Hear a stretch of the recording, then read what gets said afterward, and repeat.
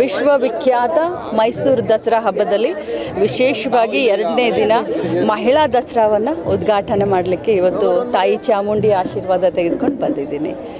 So ಭಾಳಷ್ಟು ಅಭಿಮಾನ ಅನಿಸುತ್ತೆ. ಯಾಕಂತಂದರೆ ಬರೀ ದೇಶದಲ್ಲಿ ಅಷ್ಟೇ ಅಲ್ಲ, ವಿದೇಶದಲ್ಲಿಯೂ ಪ್ರಖ್ಯಾತಿಯನ್ನು ಹೊಂದಿದಂಥ ಈ ಮೈಸೂರು ದಸರಾದಲ್ಲಿ ವಿಶೇಷವಾಗಿ ಮಹಿಳೆಯರಿಗೋಸ್ಕರ ಮಹಿಳಾ ದಸರಾ ಸ್ವಾಭಿಮಾನದ ಹೆಜ್ಜೆಯನ್ನು, ಭವಿಷ್ಯದ ಕಡೆ ದಿಟ್ಟ ಹೆಜ್ಜೆಯನ್ನು ಇಡ್ತಾ ಇರುವಂಥ ಎಲ್ಲ ಮಹಿಳೆಯರ ಒಂದು ಸ್ಟಾಲ್ಗಳನ್ನು ಇವತ್ತು ಉದ್ಘಾಟನೆ ಮಾಡಿ ಅವರ ಸ್ವಾಭಿಮಾನಕ್ಕೆ ಇನ್ನೊಂದು ಹೆಮ್ಮೆಯ ಗೆರೆ ಅನ್ನೋ ಹಾಗೆ ಒಂದು ಕಾರ್ಯಕ್ರಮದಲ್ಲಿ ಅವರ ಜೊತೆ ಪ್ರೀತಿ ವಿಶ್ವಾಸವನ್ನು ಹಂಚ್ಕೊಂಡು ಹೋಗ್ಲಿಕ್ಕೆ ಬಂದಿದ್ದೀನಿ.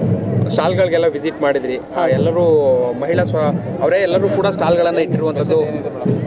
ಸ್ಟಾಲ್ಗಳಲ್ಲಿ ತುಂಬ ಸ್ಪೆಷಲ್ ಇದೆ.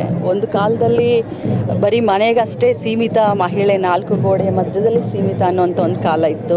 ಅದಾದಮೇಲೆ ಮಕ್ಕಳನ್ನು ಹೆರುವಂಥದ್ದಷ್ಟೇ ಒಂದು ಕಾಲ ಇತ್ತು. ಬಟ್ ಇತ್ತೀಚಿನ ದಿನದಲ್ಲಿ ಪುರುಷ ಪ್ರಧಾನ ಸಮಾಜದಲ್ಲಿ ತಮ್ಮ ಎಲ್ಲರನ್ನೂ ಹಿಡ್ಕೊಂಡು ಪುರುಷರಿಗೆಲ್ಲರೂ ಕೂಡ ಮಹಿಳೆಯನ್ನು ಹೊಸ ಹೆಜ್ಜೆ ಇಡುವ ಹಾಗೆ ತಾವು ಕೂಡ ಎಲ್ಲರೂ ಪ್ರೇರಣೆ ಮಾಡ್ತಾ ಇದ್ದೀರಾ.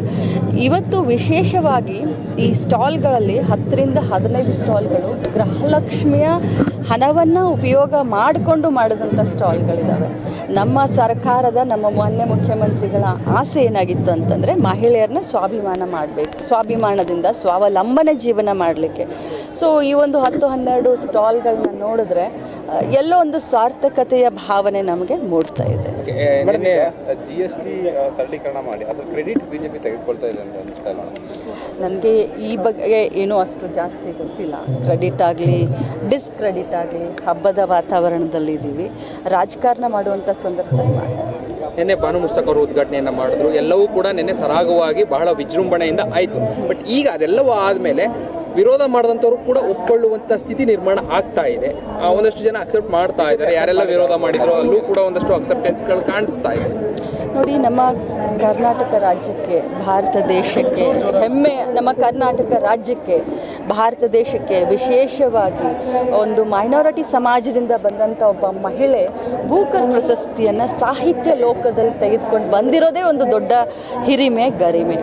ಸಾಹಿತಿಗಳಿಗೆ, ಕವಿಗಳಿಗೆ, ವಿಶೇಷವಾಗಿ ಸಮಾಜಮುಖಿಯಾಗಿ ಚಿಂತನೆ ಮಾಡುವಂಥವರನ್ನ ಒಂದು ಜಾತಿ, ಒಂದು ಬಣ್ಣವನ್ನು ಕಟ್ಟಿ ಆ ಒಂದು ದುರ್ಬಿನಿಂದ ನೋಡುವಂಥದ್ದು ನನ್ನ ಮಟ್ಟಿಗೆ, ನನ್ನ ಮಟ್ಟಿಗೆ ಅದು ಅಕ್ಷಮ್ಯ ಅಪರಾಧ ಅಂತ ಹೇಳಲಿಕ್ಕೆ ನಾನು ಬಯಸ್ತೀನಿ. ಯಾಕಂತಂದರೆ ಈ ಸಾಹಿತಿಗಳಿಗೆ ನಾವು ಜಾತಿ ಬಣ್ಣ ಎಲ್ಲ ಕಟ್ಟಿಬಿಟ್ರೆ ನಮ್ಮ ಸಾಹಿತ್ಯವನ್ನು ಶ್ರೀಮಂತ ಮಾಡುವಂಥ ಇಂಥವ್ರಿಗೆ ಅದು ಬಹಳ ದೊಡ್ಡ ತಪ್ಪಾಗುತ್ತೆ.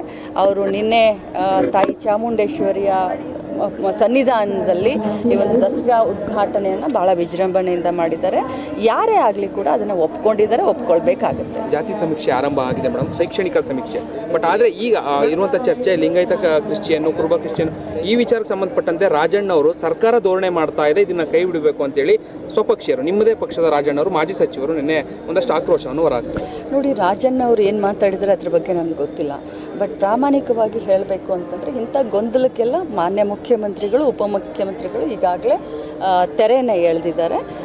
ಕ್ಯಾಬಿನೆಟ್ನಲ್ಲೂ ಕೂಡ ಇದರ ಬಗ್ಗೆ ಚರ್ಚೆ ಆಗಿದೆ. ಇದಕ್ಕೆ ಈಗಾಗಲೇ ತೆರೆಯನ್ನು ಎಳೆದಿದ್ದಾರೆ. ಮೇಡಮ್, ಇನ್ನೂ ಕೂಡ ಗ್ಯಾರಂಟಿಯ ಯೋಜನೆಯಲ್ಲಿ ನಿಮ್ಮ ಇಲಾಖೆಗೆ ಸಂಬಂಧಪಟ್ಟಂತೆ 20,000 ರೂಪಾಯಿ ಹಣ ಇನ್ನೂ ಭಾಳಷ್ಟು ಜನಕ್ಕೆ ಬಂದೇ ಇಲ್ಲ.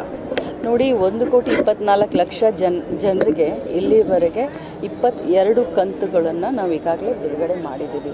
ಈಗ 3 ದಿನದ ಹಿಂದೆ ಮತ್ತೆ ಒಂದು ಕಂತು, ಅಂದರೆ ಜುಲೈ ತಿಂಗಳ ಕಂತನ್ನು ಬಿಡುಗಡೆ ಮಾಡಿದ್ದೀನಿ. ಇನ್ನು ಬಾಕಿ ಇರೋದು ಬರೀ ಆಗಸ್ಟ್ ತಿಂಗಳು. ತಮ್ಮ ಒಂದು ಮಾಹಿತಿಗೆ ಹಂಚಿಕೊಳ್ಳಿಕ್ಕೆ ಬಯಸ್ತೇನೆ. ಸೊ ಜುಲೈ ತಿಂಗಳ ಹಣವನ್ನು ಕೂಡ, ಯಾಕಂದರೆ ದಸರಾವನ್ನು ಸಾಧ್ಯವಾದಷ್ಟು ಅವರಿಗೆ ಅನುಕೂಲ ಆಗಲಿ ಅಂತ 3 ದಿನದ ಹಿಂದೆ ಬಿಡುಗಡೆ ಮಾಡಿದ್ದೀವಿ. ಸೊ ಆಗಸ್ಟ್ ತಿಂಗಳು ಒಂದು ಹಣವನ್ನು ಮಾಡಿದ್ರೆ ಸಂಪೂರ್ಣ. Thank you.